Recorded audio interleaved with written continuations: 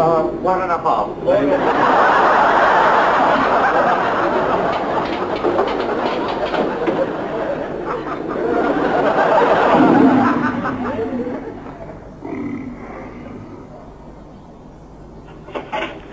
The Himalayan bee hibernates for 12 months of the year.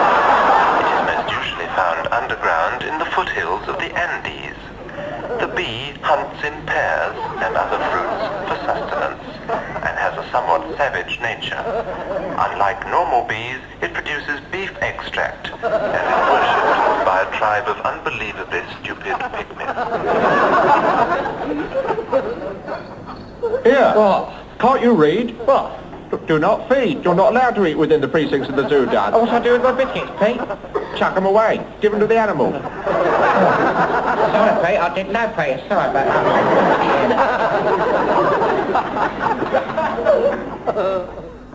Oh, that's very nice and warm in here, isn't it, Pete? Nothing like a nice warm reptile house. Nothing like a nice warm reptile house. Nothing like it. Look at that. Oh, dear. Feel like I sit down, eh?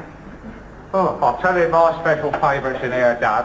Yeah. Are those lovely geckos. Have you seen them, the geckos? Geckos, what are they, Pete? A gecko, Dad, is a lizard what has sucking pads on its feet. Oh, so it can hang on glass, like, is it? Well, it can if it likes. It can hang on anything, really, anything it fancies. It has a wonderful life, except, of course, it has to eat flies.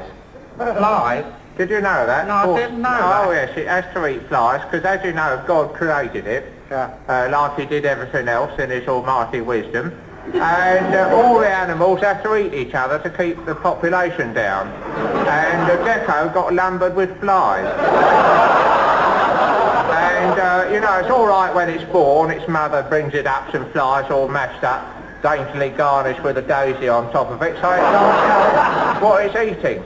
But as soon as it learns to speak, Dad, and communicate, it says to its mother, "Excuse me, what's this I'm eating?" And she has to reply, "Flies." Darling. Well, she sugars the pill a bit by saying, "Flies, darling, they're very good for you." Yeah. But that's why the gecko doesn't live very long. It can't bear eating the stuff. Yeah. I don't blame it, really, with a diet of flies. I couldn't bear that, eating flies. I wouldn't like to be a gecko. I'd like to be a poisonous snake, actually, Pete. Well, you've got, you know, fangs and that. Fangs. You've got prominent teeth, haven't you, already? You do well. I'd follow them out, put a bit of cyanide in them and go round and, you know, put my teeth into people's arms and kill them. What sort of a poisonous snake would you be? Would you be an asp? No, that'd be a viper. Well, that's the same thing as an asp. An asp is a viper, Dad. Is it? Asp was a word invented by Shakespeare during the 13th century to denote a viper. Because as you know, Shakespeare, what a wonderful writer. What a wonderful writer. What a wonderful writer.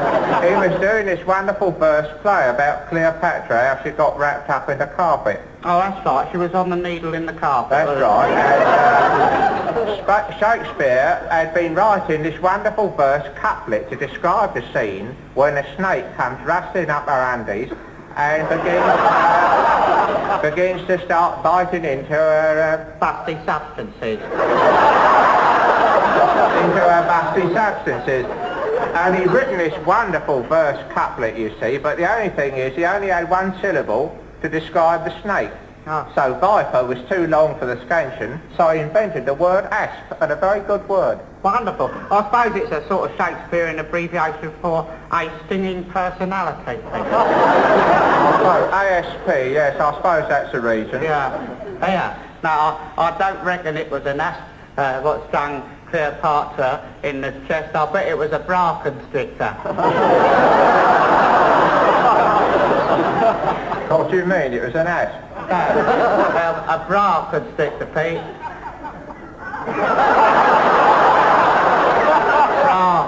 Boa constrictor. The joke, Pete. Oh, it's a joke, was it? Oh, it's very bad taste. You can't make jokes about people who are dead because they can't fight back, don't they? Sorry, Pete. I wouldn't be a reptile at all if I had the choice, you know. If I had the choice, I'd be something lovely and cuddly and lovable. Something like those lovely hummingbirds which hum with their myriad hues above the flowers. And they've got huge long tongues, you know, all coiled up like watch springs, and they can poke them out to 40 yards long, which means a hummingbird, Dad, can kiss at immense distances. That means that you could stand on the Chiswick flyover and kiss someone up the Stones bypass. Yes. What's more, you can be hovering 4 foot above the ground and humming. A wonderful opportunity. Wonderful, wonderful. I'll tell you a creature I think is a very cuddly little creature. That's a chameleon. Versatile. Versatile creature, Pete.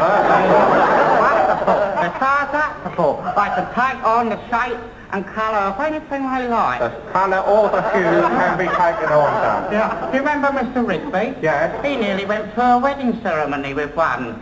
We would have been very happy with a chameleon. They're very adaptable. Oh, they're lovely wives. You know, I was here last week, Pete, so I don't know if I told you in the zoo. Yes, you did. I saw her. Did I? Yes, oh. yes. Yeah. And I saw... I was here with you.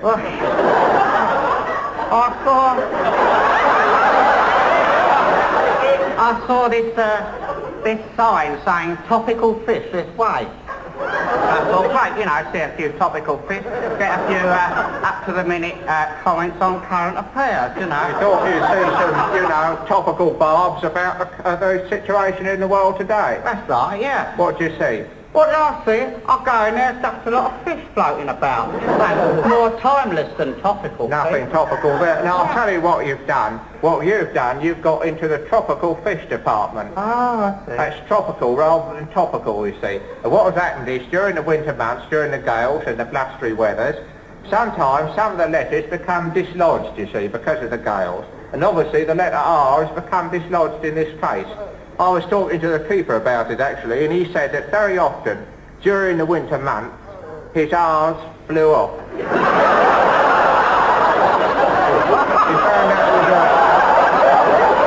that was a feature of his winter life.